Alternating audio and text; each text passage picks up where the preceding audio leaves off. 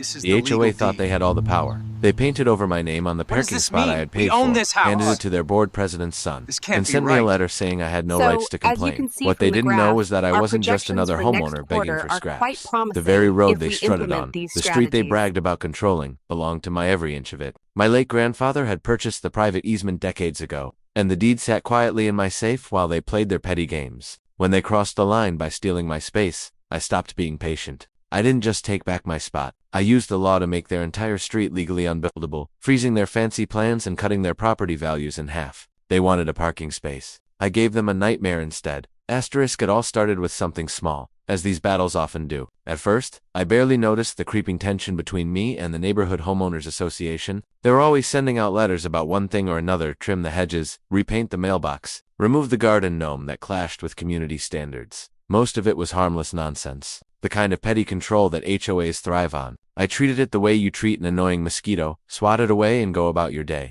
But I should have known they were testing me, looking for weakness.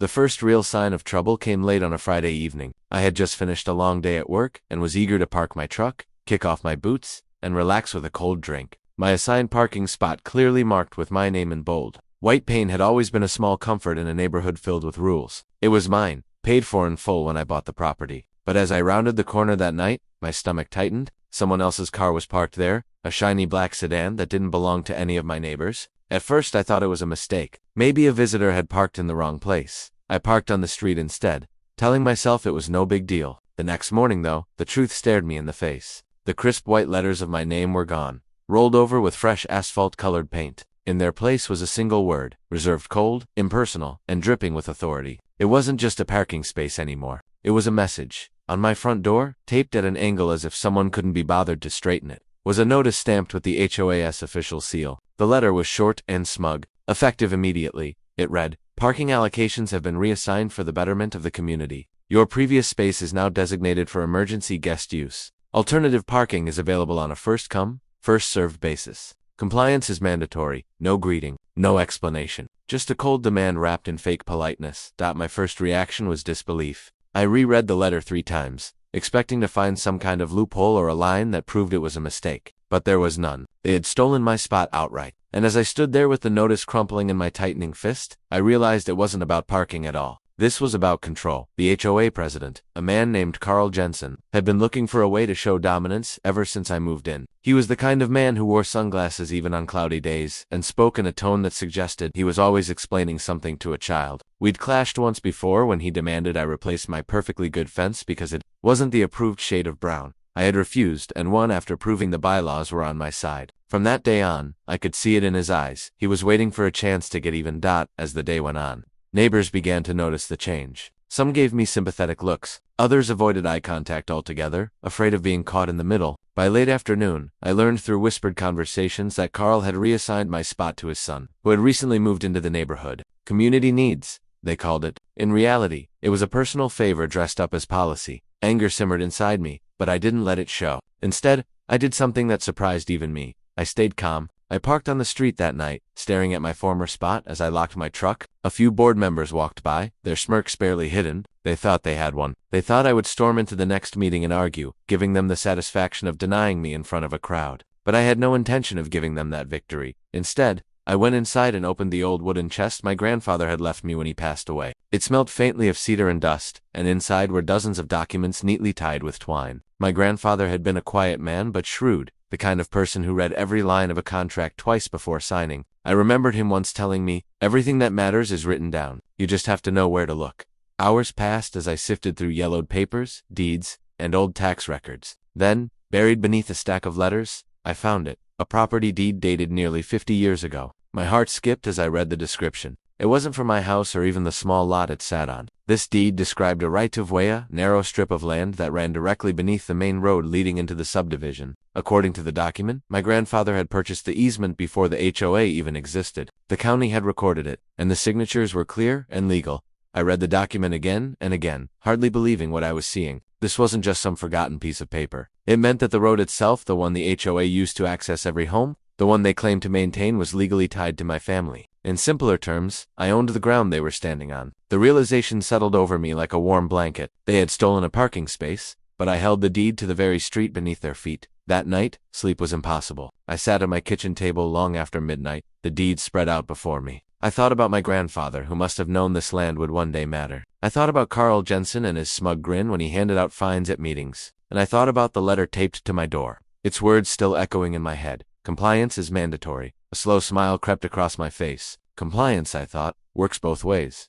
The next morning, I decided to give them one chance to do the right thing. I drafted a polite but firm letter to the board. In it, I explained that the parking spot was part of my property purchase and that removing my name without consent violated both state property laws and the HOA's own bylaws. I requested immediate restoration of my space and warned that further action would follow if they refused. I attached a copy of my original purchase agreement to show I meant business. I sent the letter by certified mail and hand-delivered a copy to the HOA office. Then I waited. Days passed without a word. Neighbors told me Carl had called an emergency board meeting to deal with a resident making unreasonable demands. A week later, I received their response, a 2-page letter filled with legal jargon and thinly veiled insults. They claimed the board had full discretionary power to reassign parking and that my objections were without merit. Worse, they threatened to fine me if I continued to disrupt the harmony of the community. Reading those words, I felt a flicker of the old anger return, hot and sharp, but it didn't last, because by then, my plan had already taken shape. The deed wasn't just a curiosity, it was a weapon. I contacted a real estate attorney, a sharp-eyed woman named Marisol who specialized in property disputes.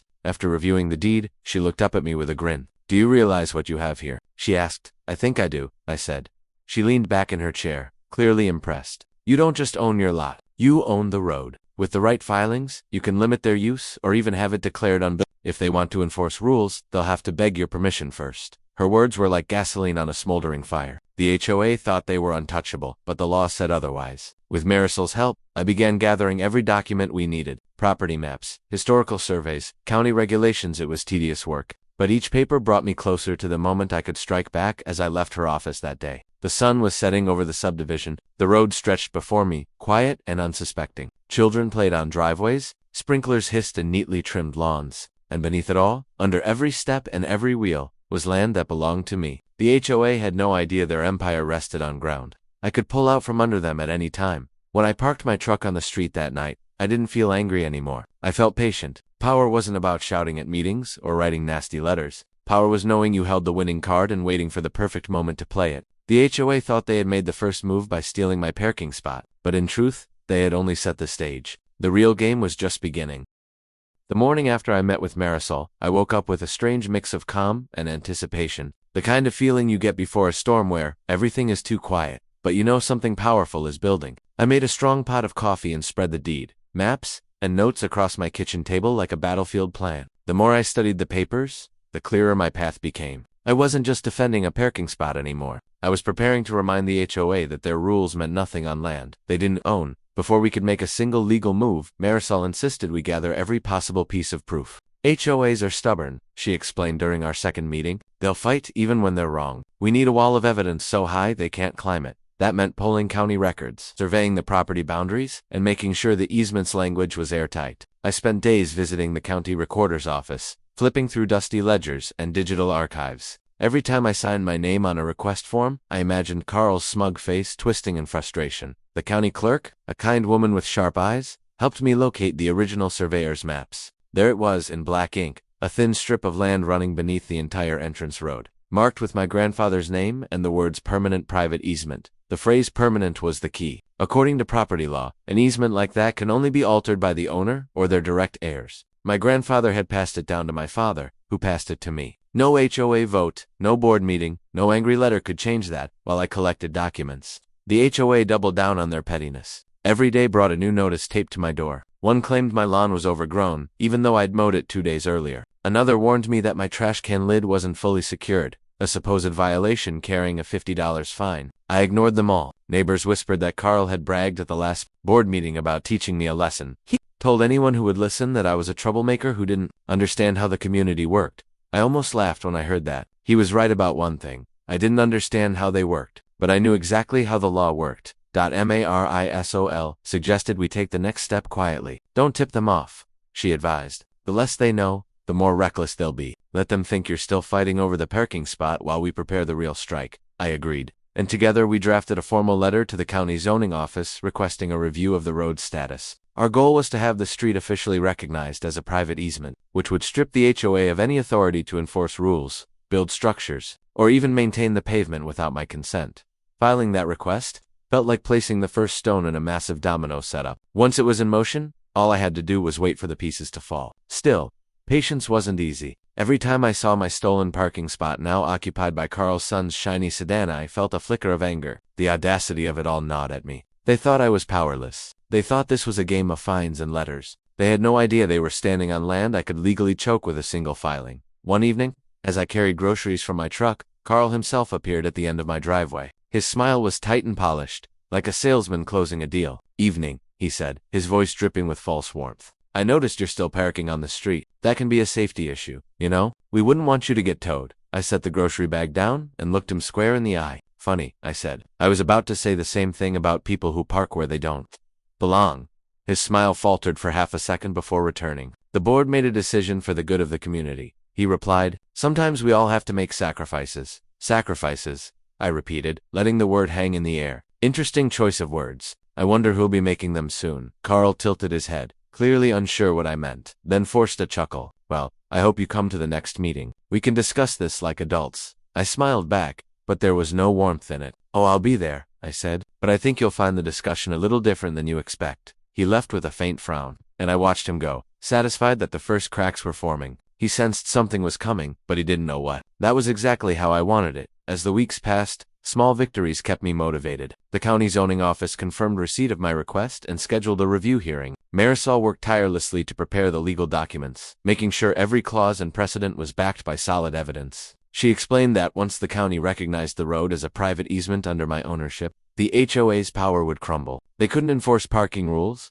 build speed bumps, or even resurface the pavement without my written approval. More importantly, the road would be considered unbuildable, meaning no new construction or improvements could take place without my consent. Property values would drop like a stone, and the board would be forced to negotiate on my terms. But while the legal gears turned, the HOA escalated their harassment. They sent me a letter threatening a $200 fine for unauthorized landscaping because I'd planted a small row of flowers near my mailbox. Another notice claimed I was in violation for leaving my truck too close to the curb, even though it was well within county regulations. It was obvious they were trying to provoke me into a mistake, something they could use against me. I refused to take the bait. Every notice went straight into a folder labeled evidence. One rainy afternoon, Marisol called with an update that made my heart race. "The county review board has tentatively agreed with our interpretation," she said. "They'll issue a preliminary designation next week. Once it's finalized, the HOA won't be able to touch that road without your permission." I leaned back in my chair, staring out the window at the slick asphalt of the very street we were discussing. Children splashed in puddles,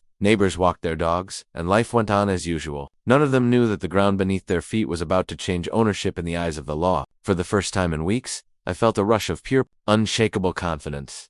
That night, I walked the length of the road with a flashlight, inspecting the cracks in the pavement and the faded lines of the parking spaces. Every step reminded me of the power hidden in that strip of land. My grandfather must have known something like this could happen. Why else would he buy a seemingly useless easement? Maybe he understood that control doesn't always come from what's visible. Sometimes, real power lies quietly beneath the surface, waiting for the right moment to rise. The next HOA meeting arrived on a crisp Thursday evening. The clubhouse was packed, the air thick with perfume and tension. Neighbors murmured in small clusters, casting curious glances my way as I entered. Carl sat at the head of the long table, flanked by his board members. His smile returned, but this time it carried a trace of unease. "Glad you could join us," he said smoothly. "Perhaps we can finally put this parking issue to rest." I took a seat near the front and set a thick folder on the table. "Oh, we're definitely going to put something to rest," I replied, "but it's bigger than parking." The room fell silent as I slowly opened the folder, revealing copies of the deed, survey maps, and the county's preliminary notice. Carl's smile froze. His eyes darted to the papers, then back to me. "This," I said clearly, tapping the deed, "is the recorded easement for this road, purchased by my grandfather and legally passed down to me. As of next week, the county will officially recognize it as private property, which means this board no longer has authority over anything built on or connected to this road. That includes parking spaces, maintenance, and enforcement." A ripple of shock moved through the room. Whispers turned into gasps as neighbors leaned forward to read the documents. Carl tried to recover, but his voice cracked slightly. That's impossible. The HOA has maintained this road for decades. Maintenance doesn't equal ownership," I said, keeping my tone calm but firm. "And you know it. The law is clear. You've been operating on land you don't control." Carl opened his mouth to argue, but one of the board members, a woman named Denise, cut him off. Is this true? She asked, her voice sharp. Did you know about this? Carl stammered, looking from face to face, but offered no answer. I gathered my papers and stood. I'll give the board until the final designation to return my parking space and remove all fines and violations from my record, I said. After that, I'll decide whether to restrict access to the road altogether. The choice is yours. With that, I walked out, leaving a stunned silence behind me. Outside, the cool night air felt electric against my skin. The first major battle was over, and I had delivered the first real blow. The road was mine, the law was on my side, and the HOA's grip on the neighborhood was slipping fast. As I climbed into my truck, I glanced back at the clubhouse windows where shadows shifted in frantic conversation. Carl's empire was crumbling, and he knew it. They had stolen a parking spot, but I had taken the ground out from under their feet, and this was only the beginning.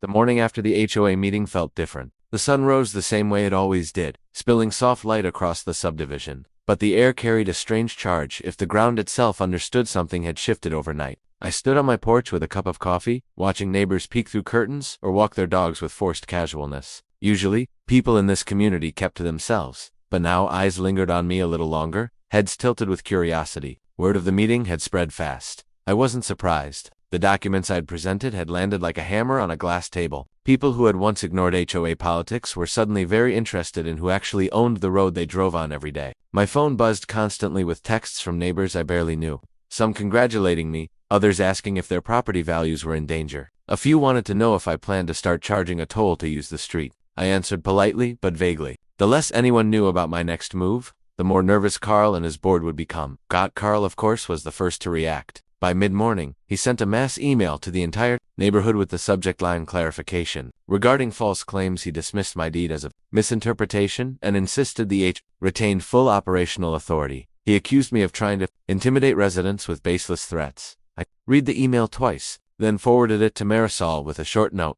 Predictable.Marisol called a few minutes later, laughing. He's bluffing, she said. If he had a single piece of evidence against you, he'd have shown it at the meeting. His email is just smoke. Let him talk, it only makes him look desperate. Despite her reassurance, I knew the fight wasn't over. Carl was proud, and men like him don't surrender without a spectacle. He thrived on control, and I had just torn the foundation out from under him. He would look for any crack in my case, any way to regain leverage. I had to stay one step ahead. The first counterstrike came that afternoon. A county inspector showed up unannounced, clipboard in hand, claiming to be conducting a routine road safety assessment. I greeted him politely and asked to see his paperwork. Sure enough, the inspection had been requested by the HOA. Carl was trying to find a maintenance violation, something dangerous enough to pressure the county into questioning my ownership. Unfortunately for him, the road was in good shape. The inspector left after a quick walkthrough, promising to file a report that would likely disappoint the board.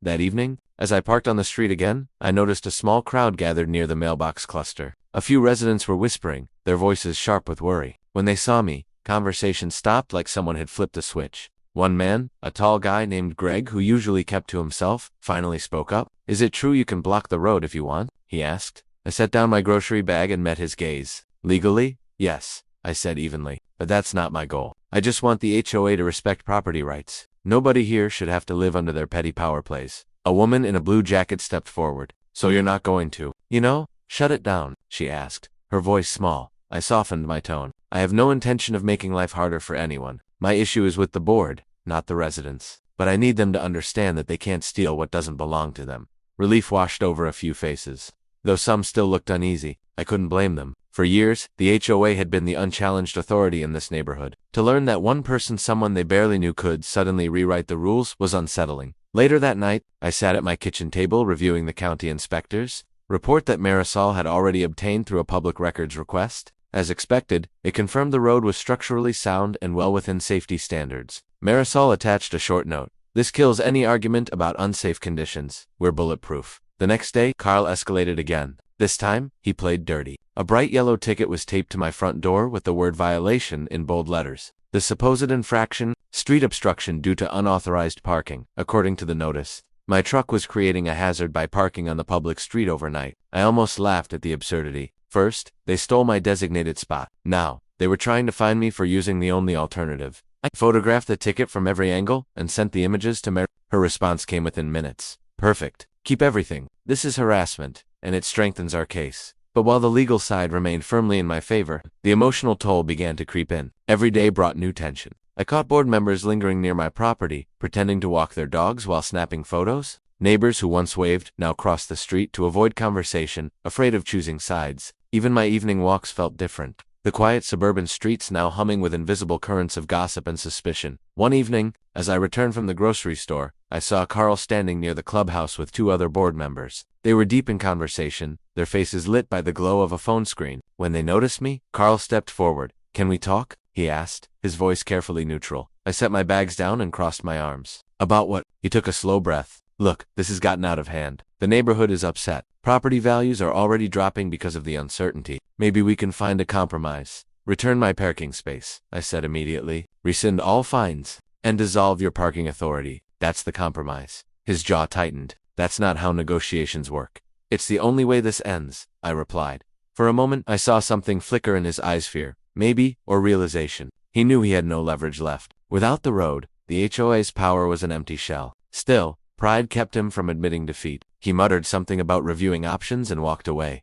The next morning, Marisol called with exciting news. "The county just issued the final designation," she said, her voice practically buzzing. "It's official. The road is a private easement, and you're the legal owner. The HOA has zero authority now. They can't fine you, they can't tow you, and they can't maintain the road without your permission. It's over." I leaned back in my chair, letting her words sink in. The weight of weeks of tension seemed to lift all at once. I'd won, completely. But victory brought new questions. What should I do with this power? I could, if I wanted, make life miserable for the entire board. I could charge the HOA rent for access or restrict their ability to make repairs. The thought was tempting. But I remembered what I'd told the residents by the mailboxes. My fight was with the board, not the neighborhood. Still, I couldn't just walk away. Carl and his crew needed to feel the consequences of their arrogance. Not just for me, but for everyone they had bullied over the years. I decided to give them one last chance to end things peacefully before taking stronger action. With Marisol's help, I drafted a formal letter outlining my terms. It was straightforward. Return my parking spot,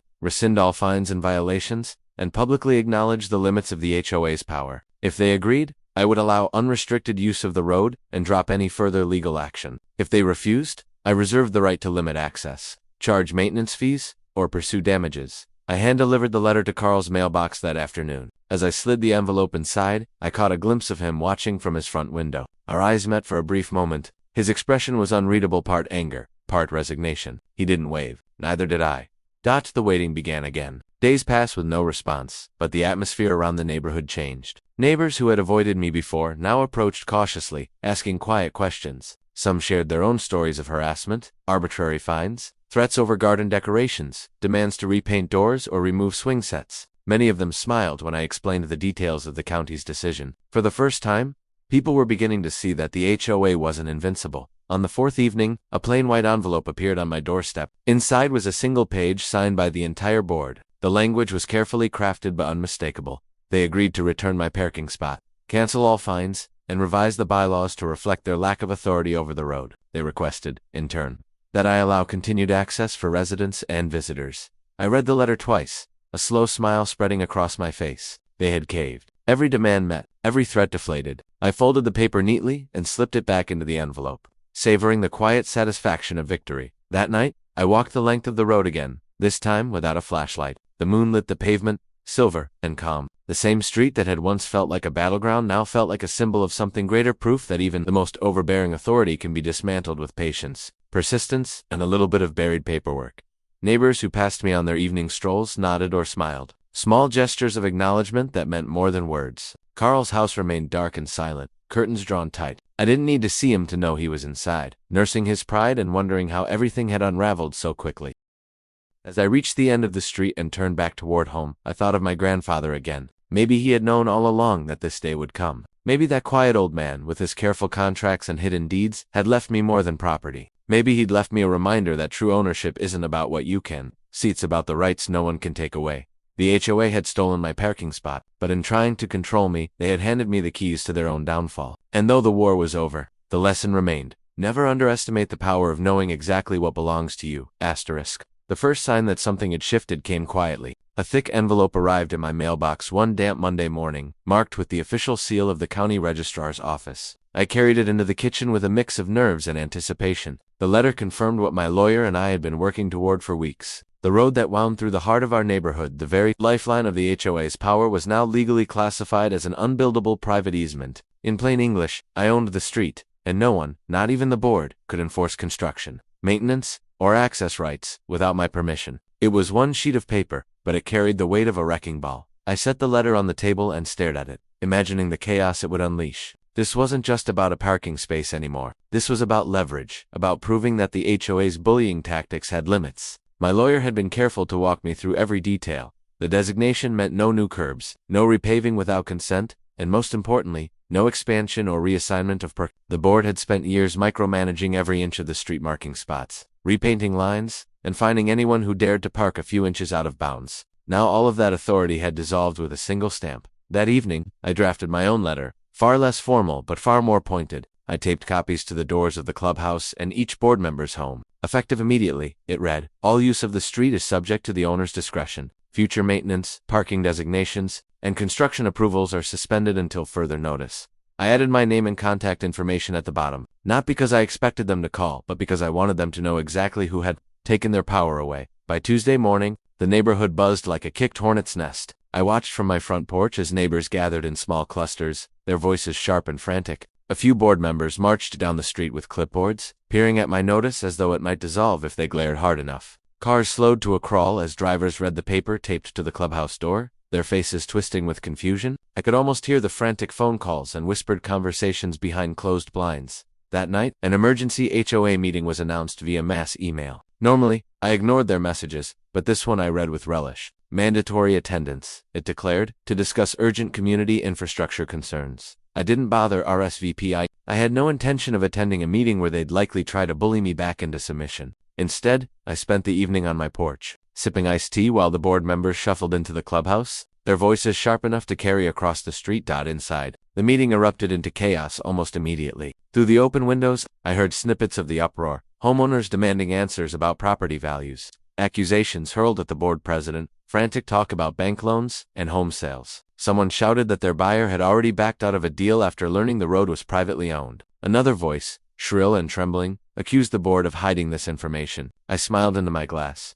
Every panic-filled word was confirmation that my plan was working exactly as intended. The next morning, the board president, Martin, an overgroomed man who had once boasted about his iron grip on neighborhood affairs, knocked on my door. He wore a strained smile that didn't reach his eyes. "We need to talk," he said stiffly. I invited him onto the porch, enjoying the sight of him squirm in the wooden chair across from me. He cleared his throat, holding a copy of the county notice, as though it might burn his fingers. "This designation," he began, choosing his words with care, "is causing unnecessary panic. Surely, we can come to an arrangement."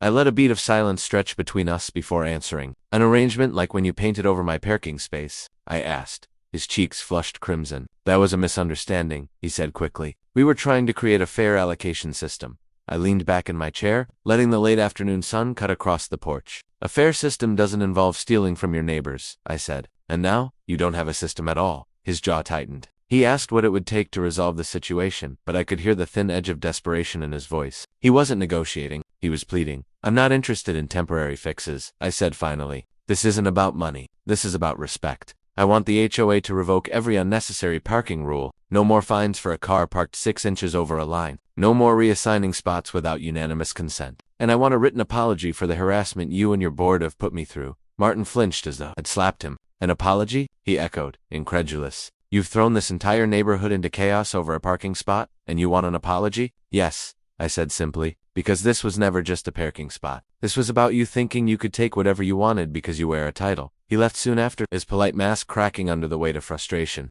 I knew he would fight me, but I also knew the law was airtight. The deed was in my name. The designation had already been recorded. Every hour they delayed only deepened the panic spreading through the neighborhood. Over the next week, the pressure on the board mounted. Real estate agents warned potential buyers away from the community, citing the uncertainty of street access. Banks refused to approve loans without proof of a guaranteed right. Homeowners who had once cheered the board's strict rules now turned on them with fury. Late-night emails circulated, demanding Martin's resignation. Someone even slipped a handwritten note under my door. "Thank you for standing up to them." One evening, I stepped outside to find my next-door neighbor, Claire, waiting nervously on the sidewalk. She was one of the quieter residents, always polite but never confrontational. "I just wanted to say," she began, twisting her hands together, "that most of us, well, we think you're right. The HOA has been out of control for years. I'm sorry they did this to you, but I'm glad someone finally stopped them. Her words warmed me more than I expected. I had started this as a personal battle, but it was becoming clear that others had felt the HOA's heavy hand too.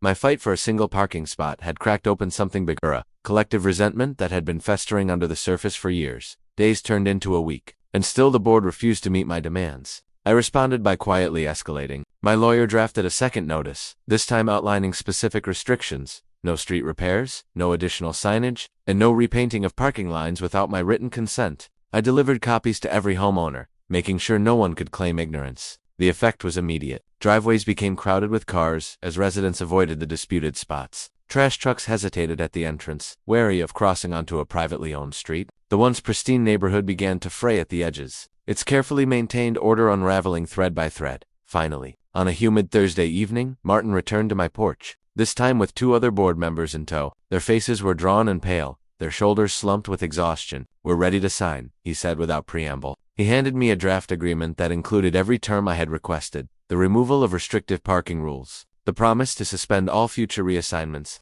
and a formal written apology from the entire board. I read it carefully, savoring each line. "And the legal fees?" I asked, raising an eyebrow. Martin exhaled sharply. "The HOA will cover them," he said through clenched teeth. I signed my name at the bottom, the pen gliding smoothly across the paper. A strange calm settled over me as I handed the document back. This wasn't triumph in the traditional sense. It was something quieter, more profound. I hadn't just reclaimed my parking spot. I had reclaimed my dignity.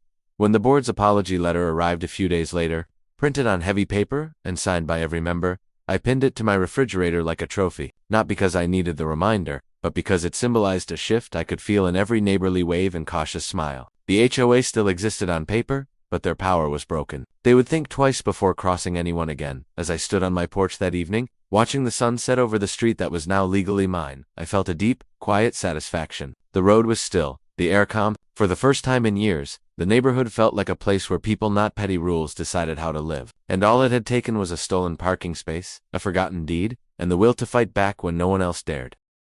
The morning after the HOA finally signed the agreement, the neighborhood felt different, almost as if a heavy storm had passed and left a strange, quiet stillness behind. I stepped onto the porch with my coffee and watched the street that had once been the center of my frustration. The pavement gleamed faintly in the early sunlight, streaked with the faded remnants of the parking lines the HOA had painted and repainted so many times. For years, those lines had symbolized control rules that forced everyone to fit neatly into their narrow vision of order. Now they were nothing more than peeling stripes on a road that belonged to me. It was remarkable how quickly power shifted once the paperwork was final. The HOA's usual air of superiority had evaporated overnight. Their threatening emails stopped. The constant stream of notices and fines vanished like smoke. Even the board members who once strutted through the neighborhood now avoided eye contact. Their shoulders slouched as they walked past my house. The transformation wasn't loud or dramatic. It was subtle, a quiet surrender that spoke louder than any confrontation. But beneath the silence, I sensed a lingering tension. The HOA had signed the agreement, yes, but I knew some members were still angry. Power doesn't give up easily, and people who thrive on control rarely accept defeat without plotting a comeback. My lawyer had warned me of this. They might try to find loopholes, she had said. They might even attempt to challenge the easement in court. But remember, you have the law on your side. For now, I focused on reinforcing my victory. I hired a surveyor to mark the boundaries of the road I owned, ensuring there could be no future disputes. Bright orange stakes appeared along the edges of the street like small flags of independence. Neighbors slowed their cars to look at them, curiosity written on their faces. Some waved at me as they passed, their smiles tentative but friendly. Others avoided my gaze, clearly still unsure whether I was a hero or a troublemaker. One afternoon, Claire, the neighbor, who had thanked me quietly during the chaos, stopped by with a plate of homemade cookies. "It's like the neighborhood can finally breathe," she said with a small smile. "People are talking about organizing a community barbecue now that the board isn't breathing down everyone's necks." I laughed, the tension in my chest easing a little. "I never wanted to destroy the community," I told her. "I just wanted them to stop acting like tyrants." "And you did," she said firmly. "You reminded everyone that we live here, not them. We have rights too." Her words stayed with me long after she left. Maybe this fight had been bigger than I realized. What began as a personal battle over a single parking spot had become a wake-up call for the entire neighborhood. People who had once kept their heads down were now standing a little taller. Driveways were decorated with potted plants. The board would have banned. Children chalked colorful drawings on the sidewalks without fear of fines. It was as if the entire street had rediscovered its freedom. Still, Martin, the HOA president, remained a shadow in the background. I saw him occasionally, usually early in the morning, pacing the edge of his property with a phone pressed to his ear. He avoided me completely, but his stiff posture betrayed his frustration. A few neighbors whispered that he had been trying to rally support to reclaim authority, though everyone knew it was futile. The deed was ironclad, the county designation irreversible. His only option was to accept defeat, but men like Martin don't accept anything easily. One humid evening, just as the cicadas began their shrill chorus, Martin appeared at my doorstep. He didn't knock so much as top a hesitant sound that made me pause before opening the door. He looked smaller somehow, his perfectly pressed polo shirt rumpled, his eyes shadowed with exhaustion. "I came to apologize," he said, surprising me. His voice was low, stripped of the arrogance that had once coded every word. I went too far. The parking reassignment, the fines, the letters. It wasn't about fairness. It was about control, and I let it get personal. For a long moment, I simply stared at him, searching his face for any sign of manipulation, but there was none. He wasn't trying to win. He was trying to make peace. "I appreciate that," I said finally, stepping onto the porch. "But you need to understand this wasn't just about me. The HOA was suffocating everyone. People were afraid to speak up because you held all the power." He nodded slowly, his shoulders sagging. "I see that now. The board is dissolving most of the rules. People deserve to live without fear of a letter for something as small as leaving a trash can out overnight." He hesitated, then added, "If you ever decide to transfer the easement back to the community, we'd be grateful, but I understand if you keep it." For the first time since this battle began, I felt a flicker of empathy for him. Power can corrupt anyone, even someone who once thought they were simply protecting a neighborhood. "I'll consider it," I said. "But for now, the road stays as it is. It keeps everyone honest." He accepted this with a quiet nod and walked away without another word. Watching him disappear into the twilight, I felt the last remnants of tension drain from my chest. The war was over, not with a final blow, but with an unexpected truce. Over the following weeks, the neighborhood transformed in ways I hadn't imagined. Without the HOA's constant interference, people began to connect in small, meaningful ways. Driveways became gathering spots for evening conversations. Kids played soccer in the street without worrying about arbitrary noise complaints. The barbecue Claire mentioned turned into a full-blown block party, complete with music, laughter, and the smell of grilled food wafting through the summer air. I attended, not as the road owner or the man who defeated the HOA, but simply as a neighbor. People shook my hand, thanked me for standing up when they couldn't, and shared stories of the small freedoms they were finally enjoying. It was humbling to realize that my private fight had sparked a collective awakening. Late that night, after the party had quieted and the stars glittered above the now peaceful street, I sat on my porch and reflected on everything that had happened. My grandfather's foresight in purchasing the easement had given me the tool to fight back, but it was my decision to use it that changed everything. A stolen parking spot had led to a chain of events that not only reclaimed my rights, but also restored balance to an entire community. The street below me was more than just pavement now. It was a symbol reminder that power belongs to those willing to protect what's theirs, and that even the smallest injustice can be the spark for something bigger. I hadn't just defended a parking space. I had defended the idea that no one, no matter their title, can take what doesn't belong to them. As a soft breeze stirred the trees, I smiled to myself. The battle was over. The road was mine, but more importantly, the neighborhood was free. If you enjoyed this powerful story of standing up for your rights, don't forget to like, share, comment, and subscribe to my YouTube channel, Bright Reality, for more real-life battles and eye-opening stories. Your support keeps these stories alive and inspires others to fight back.